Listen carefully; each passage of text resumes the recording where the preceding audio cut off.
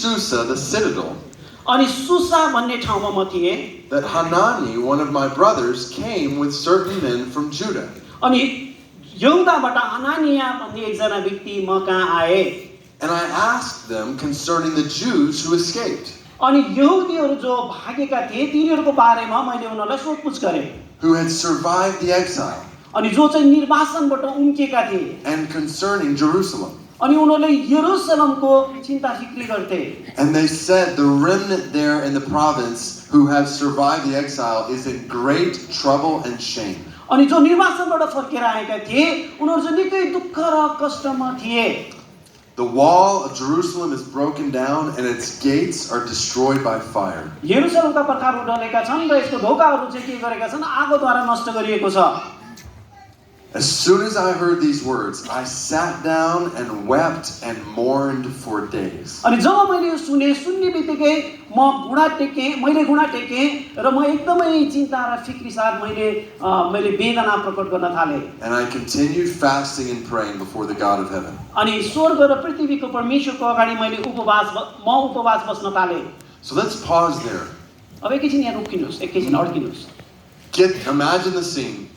अब त्यो दृश्यलाई एकछिन परिकल्पना गरौँ हामी Nehemiah living in the Persian palace. अब हेर्नुहोस् है नियमाया एकदमै राजदरबारमा थिए He sees some of his brothers. अनि उनले के गर्छन् त भन्दा आफ्नो घरमा आफ्नो दाजुभाइसँग मिलेर बसेर उनले खान्थे And he asked them to tell him about how they're doing in Jerusalem. अनि उनीहरूले के भन्छन् त भन्दाखेरि त्यो दाजुभाइले अब तिमीहरूले भन त यरुसलेमको अवस्था कस्तो छ भनेर उनले सोधिराखेका छन् And he hears that they're in great trouble and disgrace. अनि उनले के सुन्छन् भन्दाखेरि यरुसलेम त एकदमै दुःख र पीडादायक अवस्थामा छ भन्ने कुरा उनले सुन्छन् And the first time we see Nehemiah in the whole book, what is he doing? अनि हेर्नुहोस् नियमायाको पुस्तकमा हेर्दाखेरि पहिलो पटक उनले के गरेको हामी देख्छौँ He's weeping. उनी रुन्छन् विलाप गर्छन् Just crying, mourning for days. अनि कयौं दिनसम्म विलाप गरेर रुन्छन् Now, we might think, well, Nehemiah is just kind of soft, or he's not a very tough guy because he's, as we see him weeping and mourning.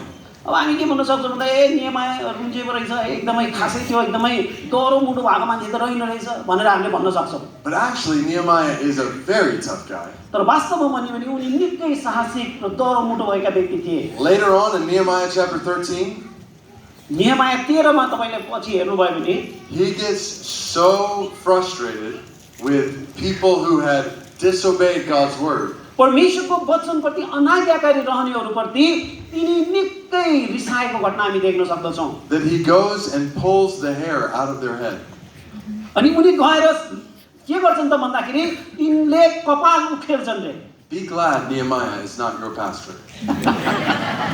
खुसी हुनुहोस् आज तपाईको pastor चाहिँ नियमाया हुनुहुन्न नत्र भने उहाँले कपाल उखाल्दिनुहुन्छ So Nehemiah is a very tough guy. अनि यहाँ हामी के देख्छौँ भन्दाखेरि नियमाया निकै एकदमै कठोर स्वभावका व्यक्ति पनि थिए But the first time we see him, tears are pouring down his face. अनि पहिलो पटक उनलाई देख्दाखेरि हामी के देख्छौँ भन्दाखेरि उनको आँखाबाट आँसु बगिरहेको छ Why?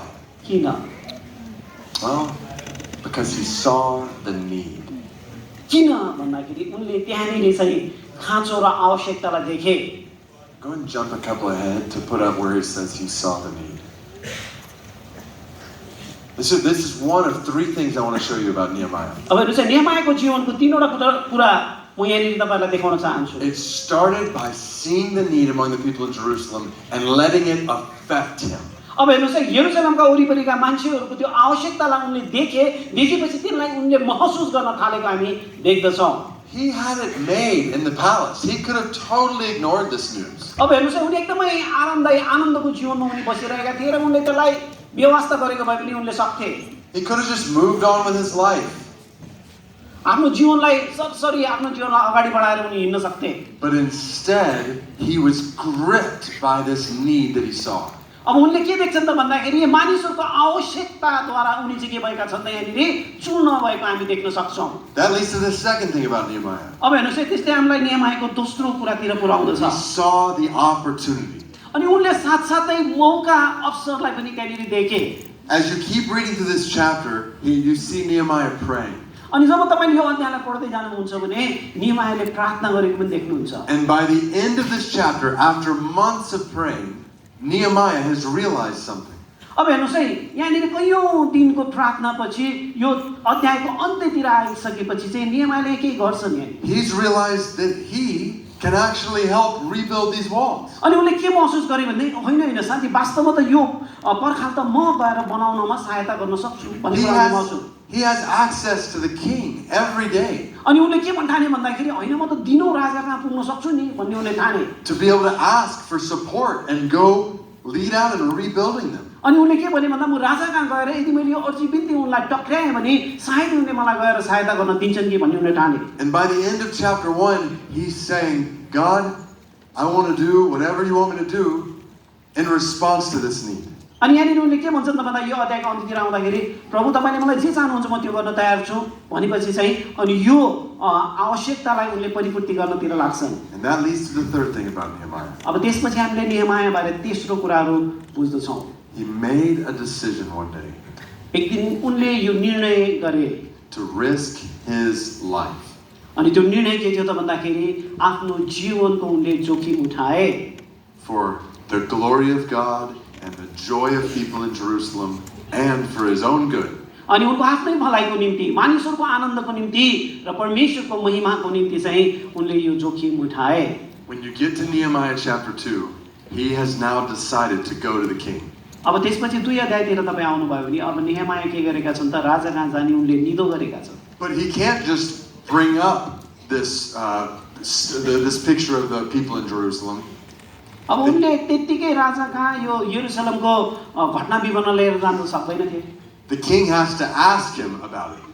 राजा स्वयंले त्यस बारेमा के गर्नुपर्ने हुन्थ्यो त सोध्नु पर्ने हुन्थ्यो. And in order to get the king to ask him, he's got to go into the king's presence with sadness on his face. अब हेर्नुस् है, राजाले के भयो भनेर सोधुन् भन्ने हिसाबले चाहिँ उनले के गरे त भन्दाखेरि उनी राजा कहाँ एकदमै दुखित अनुहार लिएर उनलाई जानुपर्ने थियो. But the cupbearer was required to be happy in the king's presence. तर यो राजाको उपस्थितिमा जाने क्रममा कचौरा उठाउने व्यक्तिले कहिल्यै पनि निराशको अनुहार लिएर जान पाउँदैन थियो. If the cupbearer was sad, the king could actually kill him for that. अनि यदि कोही कचौरा राजालाई कचौरा टक्राउने व्यक्ति उदासीन अनुहार लिएर जान्थ्यो भने उसलाई मार्न पनि सकिन्थ्यो. But Nehemiah knew this is the only way he could get the king's support.